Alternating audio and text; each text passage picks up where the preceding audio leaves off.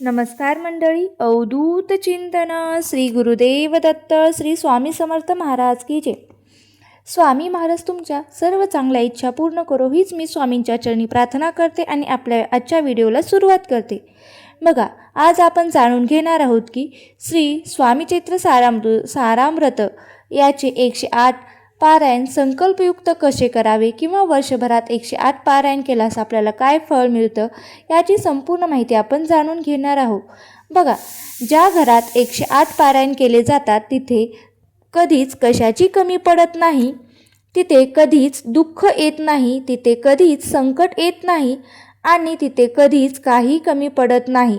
याचा अर्थ बघा, आपण खूप मोठा आपल्यावर जर दुःखाचा डोंगर झाला असेल तर तो केवळ आणि केवळ स्वामी कृपेने किंवा स्वामी महाराजांच्या सेवेने तो डोंगर तसा आपल्या आयुष्यातून म्हणजे जे काही दुःख आहे तो निघून जातो. त्यामुळे जो आपल्याला होणारा त्रास, वेदना, मानसिक, शारीरिक, आर्थिक कष्ट याचा त्रास आपल्याला जाणवणार नाही.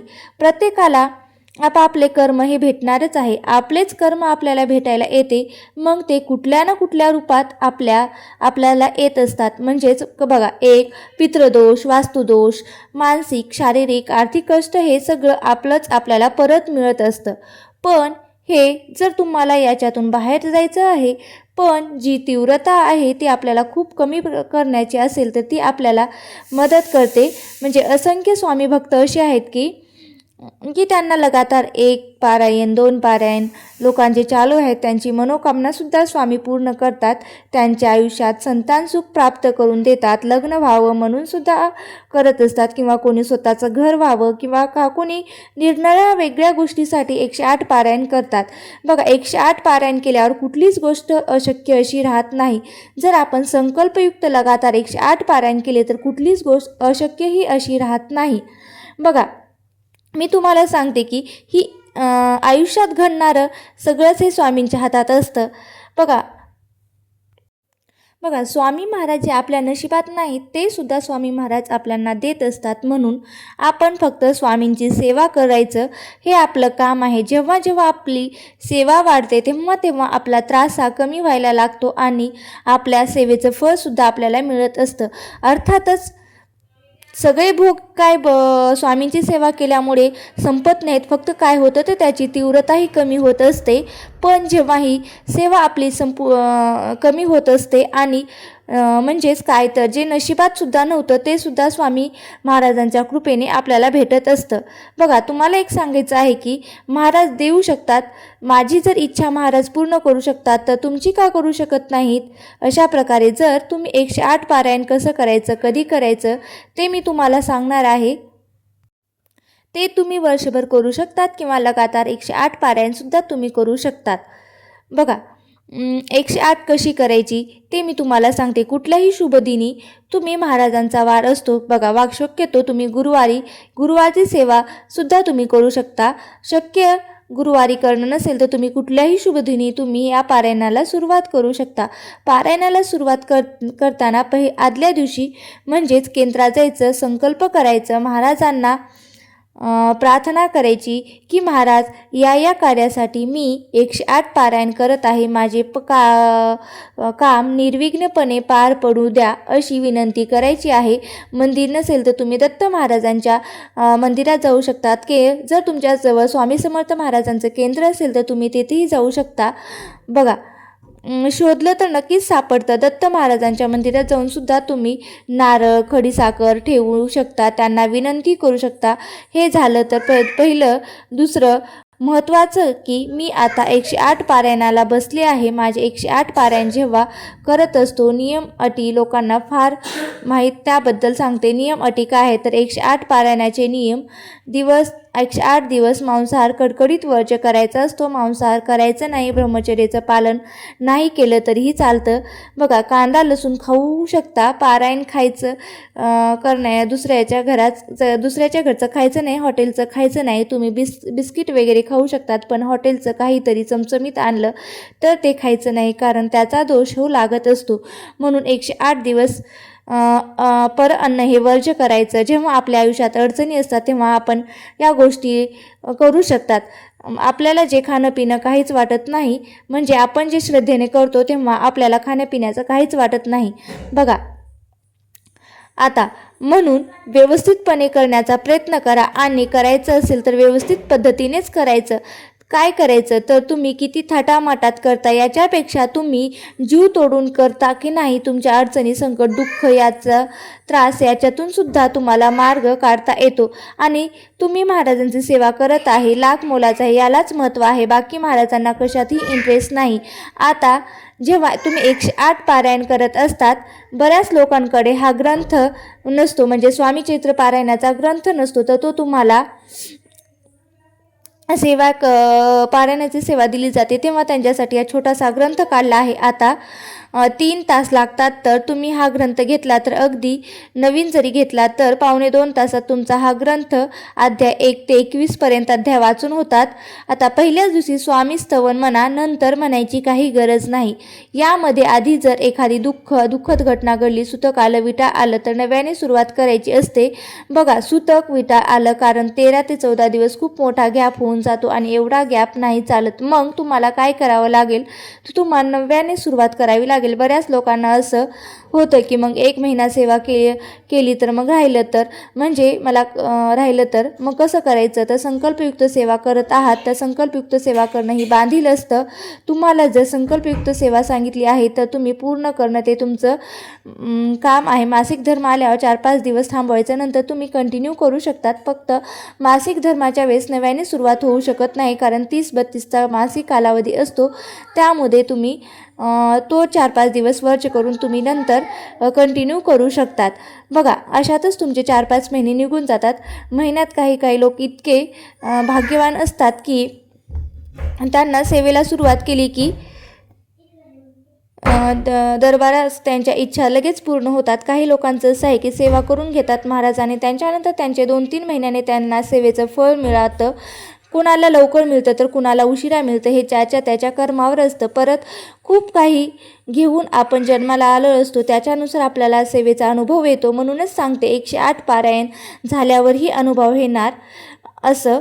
कुणाला 108 पारायण सुरू असतानाच अनुभव येतो, कुणाला 108 पारायण झाल्यास अनुभव येतो, तर कुणाला 1-2 महिन्यांनी अनुभव येत असतो, त्याच्यावर असतं. बघा संकल्पयुक्त पारायण तर रोज एक पारायण करायचं असतं. संकल्पयुक्त असतं ते एकाच बैठकीत करायचं. तुम्हाला बघा लहान बाळ असेल तर तुम्ही समजू शकता, लहान बाळ असल्यावर मग त्याला दूध पाजवायला उठावं लागतं, किंवा तुम्हाला कधी वॉशरूमला जायचं असेल तर तुम्ही उठू शकता. पण आता समजा तुम्ही वॉशरूमला जाऊन आलं, हातपाय धुवायचे आणि नंतर मग कंटिन्यू करायचं, किंवा मुलगा उठलं बाळ उठलं तर त्यांना झोपी घालायचं, पुन्हा दूध पाजवायचं आणि नंतर तुम्हीही कंटिन्यू करू शकतात. पण वाचून नंतर वाचू नका.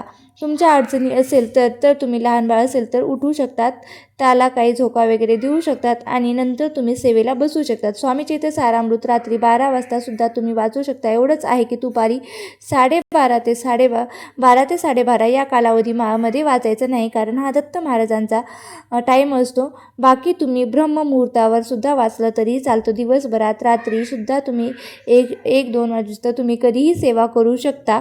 म्हणजेच काय, आयुष्यात काही अवघड असेल तर हा ग्रंथ आणि या महाराजांचं नाम जप करण्यानं आयुष्यातलं सगळं बदल होतात. आणि सगळं इतकं बदलते की आपण विचारसुद्धा करू शकत नाही. त्याच्या पलीकडे जाऊन आपल्याला परमेश्वर स्वामी समर्थ महाराज एवढं देतात की आपण थोडं मागितलं तर ते लाख पटीने तुम्हाला वाढून देतात. कारण की स्वामी महाराजांना फक्त तुम्ही कशी सेवा करतात हे ते बघत असतात.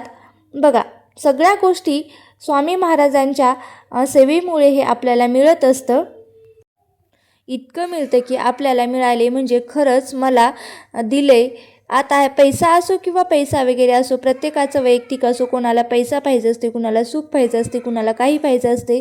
इथे ना सेवा करून घेता तेवढी परीक्षा विचारू नका, किती परीक्षा बघता, पण जेव्हा त्यांच्याजवळ जातो तेव्हा कधीच मागावंसं वाटत नाही. म्हणून सांगते 108 पारायण तुम्हाला नक्कीच तुम्ही करा. आणि अगदी जसं तुम्ही 2026 नवीन वर्ष सुरू झालेलं आहे, आता सुरू झालेलंच आहे.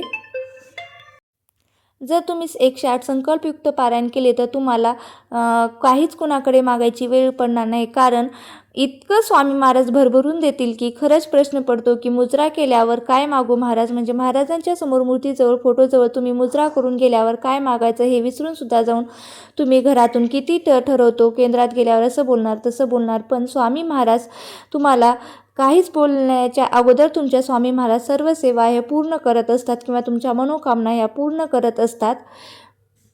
बघा, आपल्याला देता आपले महाराजांवरचा श्रद्धा विश्वास इतका वाढत आहे, आपण स्वतः म्हणतो की महाराज तुम्ही करता करविता आहात, तुम्हाला जे वाटेल ते तुम्ही माझ्यासाठी योग्यच करणार. आता तुम्हाला 108 लगातार करणं झालं तर तुम्ही करू शकता. लगातार सांगितलं, काळ काहीच नाही, कुठल्याच नियम नाही. मैत्रिणींनी कांदा खाऊ शकतात, फक्त मांसाहार करायचा नाही आणि सवासणी भोजन घालू शकतात, किंवा आम्ही मंदिरात प्रसाद वगैरे सवासणी भोजन, तुम्ही सवासणी म्हणून जाणार आहात तर तुम्ही तो करू शकतात. फक्त हॉटेलचं आणि कुणाच्या घरचं जेवण करायचं नाही.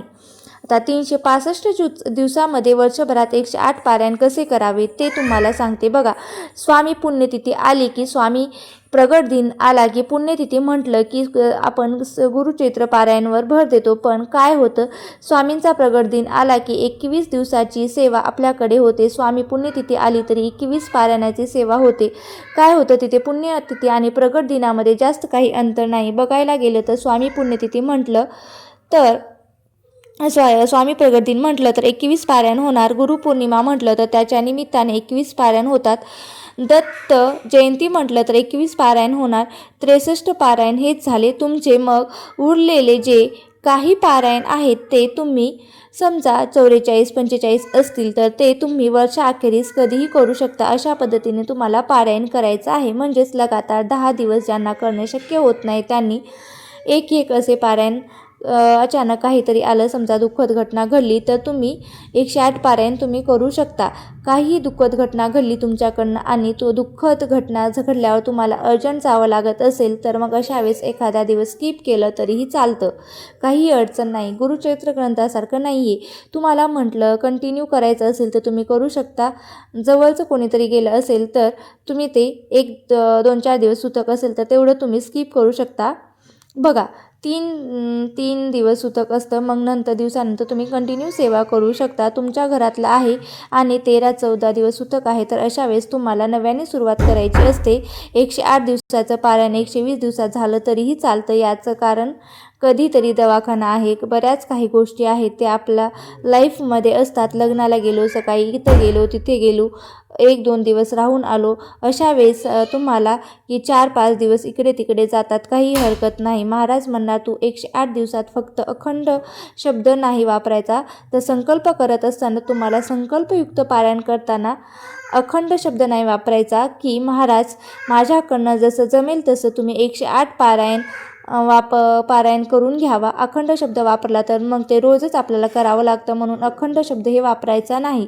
गुरुपौर्णिमा 21 पारायण करतात, दत्त जयंतीला 21 करतो आणि स्वामी प्रगट दिनाला आपण 21 पारायण करतो, तर ते 63 झाले. तुम्हाला असे 63 झाले. उरलेले जे आहे ते बाकी तुम्ही 40-45 इतर ठरवून घ्यायचं आणि प्रत्येक महिन्याला किंवा एका महिन्याला किती पारायण, 21 पारायण करा, एका महिन्यात 21, 11, ज्या पद्धतीने तुम्ही करू शकता त्या पद्धतीने तुम्हाला करायचं आहे.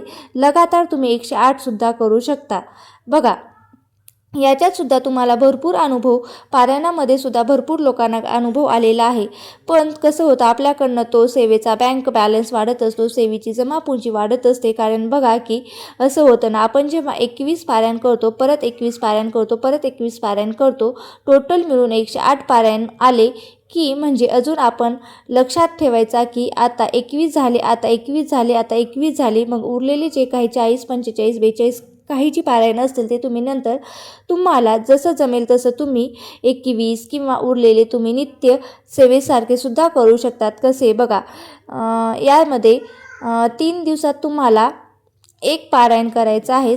3 दिवसात एक पारायण म्हणजे दररोज 7 अध्याय वाचायचे किंवा 7 दिवसात एक पारायण म्हणजे दररोज 3 अध्याय वाचायचे. अशा प्रकारे सुद्धा तुम्ही केलं तरीही चालतं.